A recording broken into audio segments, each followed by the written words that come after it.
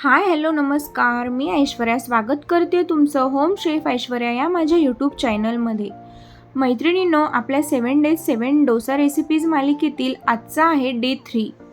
आज आपण बनवणार आहोत चविष्ट, खुसखुशीत आणि प्रोटीनने भरपूर असा चना डोसा. हा डोसा खायला जितका स्वादिष्ट लागतो तितकाच आरोग्यासाठीही फायदेशीर आहे. चला तर मग वेळ न घालवता सुरुवात करूया आजच्या रेसिपीसाठी. एकदम झटपट बनणारा हा चना डोसा आहे. चला तर पाहूया कसा बनवायचा आहे ते.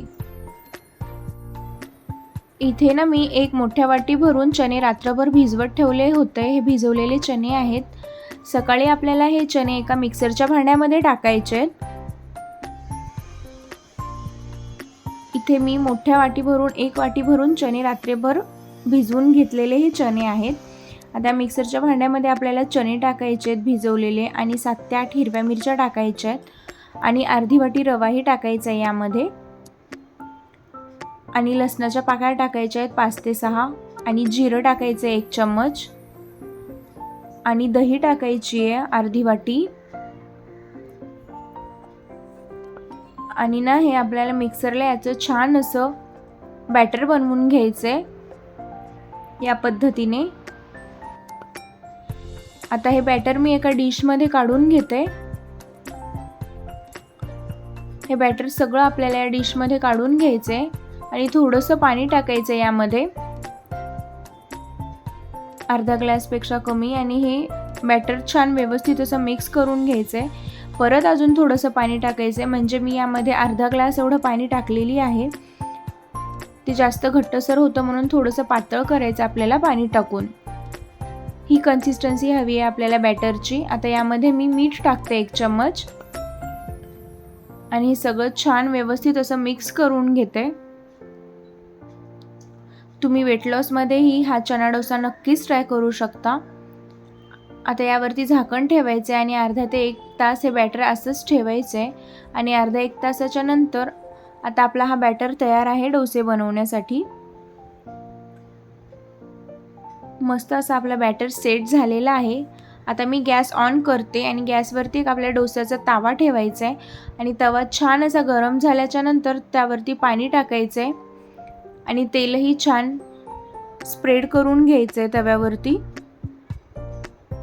आणि बॅटर टाकून आपल्याला डोसा पसरवून घ्यायचा आहे व्यवस्थित असा. प्रोटीनने भरपूर असा हा चना डोसा तुम्ही घरी एकदा नक्कीच बनवा. टेस्टही खूप अप्रतिम लागते आणि हेल्दीही आहे. लहान मुलं चणे नाही खात तर तुम्ही त्यांना या पद्धतीने चण्याचा डोसा बनवून देऊ शकता. ते खूप आवडीने खातात.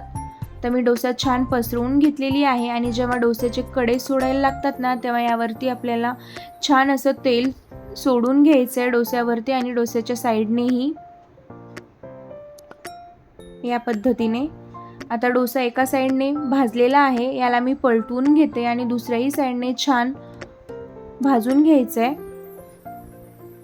पाहू शकता छान असं लालसर सोनेरी होईपर्यंत डोसा एका साईडने भाजलेला आहे. याला मी दुसऱ्याही साईडने व्यवस्थित असा हा डोसा भाजून घेते. तुम्हाला 7 days 7 डोसा सिरीज आवडतीये का कमेंट करून नक्की सांगा. दुसऱ्या साईडनेही हा डोसा छान असा भाजलेला आहे. याला मी आता पलटून घेते. पाहू शकता दोन्ही साईडनेही व्यवस्थित असा हा डोसा भाजला आहे. एकदम खुसखुशीत असे हे डोसे बनतात. पाहू शकता तुम्ही किती मस्त कुरकुरीत असा हा डोसा झालेला आहे. आता हे मी एका डिशमध्ये काढून घेते. याच पद्धतीने मी बाकीचेही डोसे सगळे बनवून घेते आणि खोबऱ्याच्या चटणी बरोबर किंवा शेंगदाण्याच्या चटणी सोबत एकदम अप्रतिम हा डोसा लागतो. तुम्ही घरी एकदा नक्कीच बनवा. लहान मुलांना टिफिनमध्येही देऊ शकता, तेही खूप आवडीने खातील. तर मैत्रिणींनो, आपल्या 7 days 7 डोसा रेसिपी मालिकेतील डे 3 ची रेसिपी तुम्हाला कशी वाटली ते कमेंटमध्ये नक्की सांगा.